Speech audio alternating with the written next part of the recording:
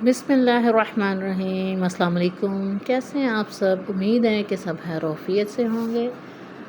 आज की रेसिपी है हमारा जो है वो अचारी गोश्त। ठीक है, आप गोश्त के साथ भी इसको ट्राई कर सकते हैं। भाई बड़ी ईद आ रही है तो हम गोश्त के साथ भी ट्राई करेंगे। फ़िलहाल मैं इसको चिकन के साथ बना रही हैं तो आप भी ट्राई कर लें चिकन के साथ। बहुत ही मज़े की डिश बनती है ये। बहुत सादा सी रेसिपी है, आपने ज़रूर ट्राई करनी है ये। देखें, इसको बनाने का आसान सा तरीका है। तो मैंने जो है वो तकरीबन 1 किलो के बराबर चिकन ले लिया है। उसको मैंने अच्छे से धो के बारीक उसके मुनासिब से साइज़ में जो है वो पीस कटवा लिए थे। बहुत ज़्यादा छोटे पीसेस भी ना हों और बहुत ज़्यादा बड़े पीसेस भी ना हों। ठीक है, तो इसके मुनासिब साइज़ में आप घर में भी काट के इसको कर सकते हैं।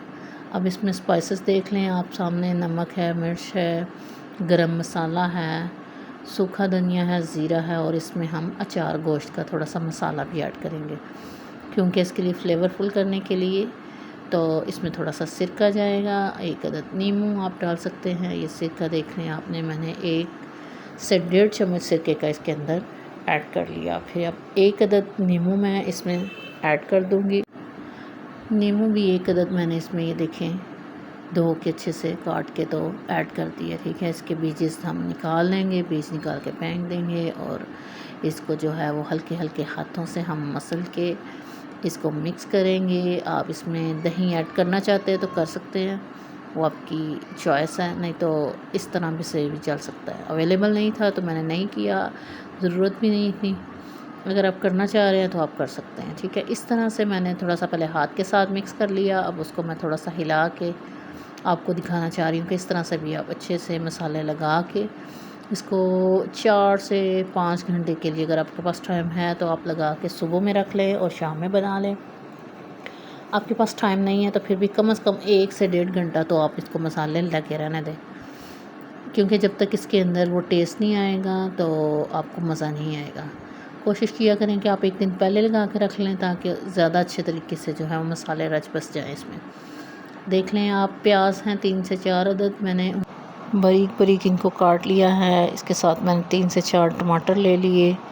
हरी मिर्चें हैं वो मैंने उनको अच्छे से धो के काट लिया था। ठीक है, इस तरह से अब आप पैन में या कढ़ाई में, खुले कढ़ाई में आप डाल लें प्याज में आप 1 से 2 बड़े चम्मच जो हैं वो ऑयल के डालें और अपने प्याज को गोल्डन ब्राउन होने तक पका लें। ये देखें, इस तरह से अपने पैन में आपने खूबसूरत से प्याज डालना है और उसको जो है आपने भूनना शुरू कर देना। ठीक है, हल्के हल्के हाथों से आप इसको भूनते जाएं नॉर्मल सी मीडियम आंच में। तो जब मुझे लगा कि ये जो है ये गोल्डन ब्राउन हो रहे हैं, प्याज को मैंने ब्राउन होने तक जो है उसको अच्छे से फ्राई कर लिया था। क्योंकि इसको अच्छे से फ्राई कर ले तो वो ज़्यादा बेहतर होता है।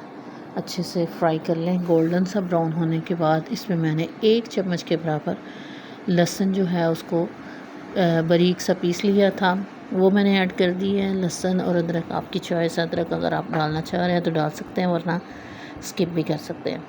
लहसुन 1 चम्मच के बराबर मैंने इसमें ऐड कर लिया। ठीक है, तो आप ये देखते जाएं। ये देखिए हमारा जो मसाला है इसको मैंने थोड़ा सा गोल्डन करती जा रही हूँ और उसमें थोड़ी थोड़ी करके चीज़ें जो है वो ऐड करती जा रही हूँ। अब लहसुन के बाद मैंने बारीक सी जो हरी मिर्च है, बारीक और लंबे स्टाइल में, दोनों तरीक़ों से काट कर उसमें मैंने ऐड कर ली थी। इसका भी बहुत ही ज़बरदस्त फ्लेवर आता है। सो इस तरह से आप इसको यानी तड़का लगा सकते हैं या इसको आप समझ लें कि फ्राई कर सकते हैं, जो कि हरी मिर्चों को प्याज के साथ। ये हरी मिर्चें जो हैं वो अपना बड़ा ज़बरदस्त सा फ्लेवर देती हैं, तो इसलिए आप इसमें ऐड करके तो इसको इस तरह से फ्राई कर लें।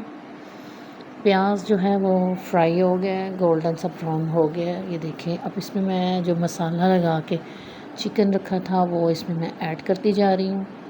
आप भी देख लें। अब इसको ऐड करने के बाद मैंने इसको हल्के हल्के हाथों से जो है वो मिक्स करके इसको मैं हल्के से मीडियम साइज़ के चूल्हे के ऊपर जो है वो लगा दूँगी दम पे। ठीक है। ये अपना पानी खुद से छोड़ेगा, इसमें हमें ज़्यादा ऐड करने की ज़रूरत नहीं है।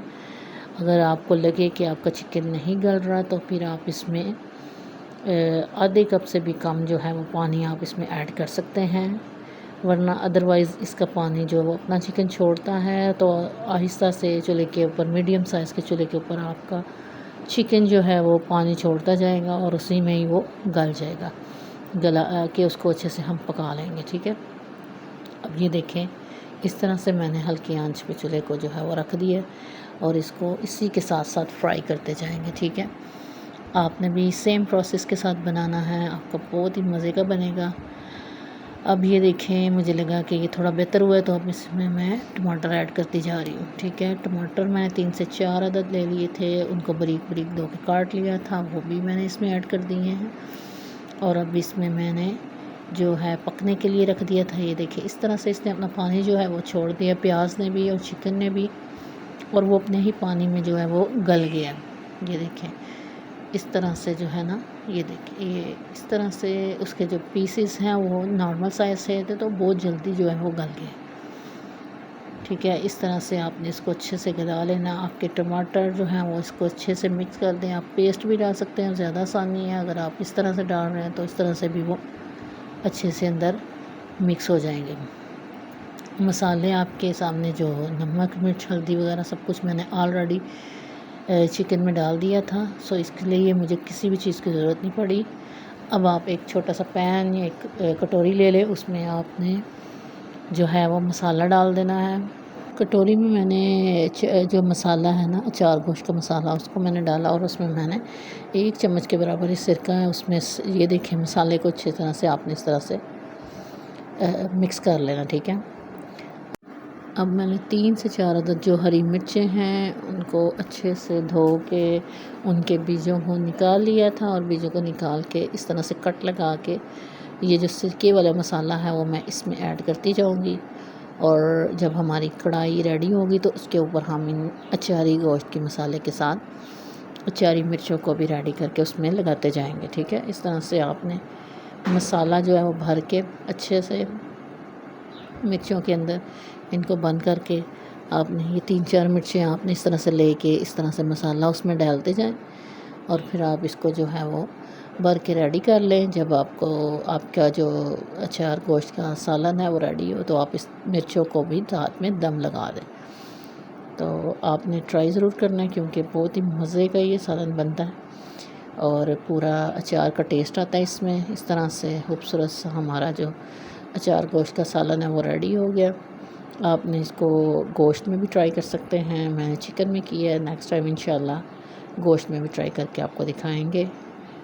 तो आपने इस तरह से लाइक कमेंट करके जाना है, इस तरह से नहीं जा सकते आप। प्लीज़ लाइक और कमेंट कर दिया करें, आपकी लाइक और कमेंट का हमें इंतज़ार रहता है। सो अपना बहुत सा ख्याल रखिएगा और दुआ में याद रखिएगा। अल्लाह हाफ़िज़।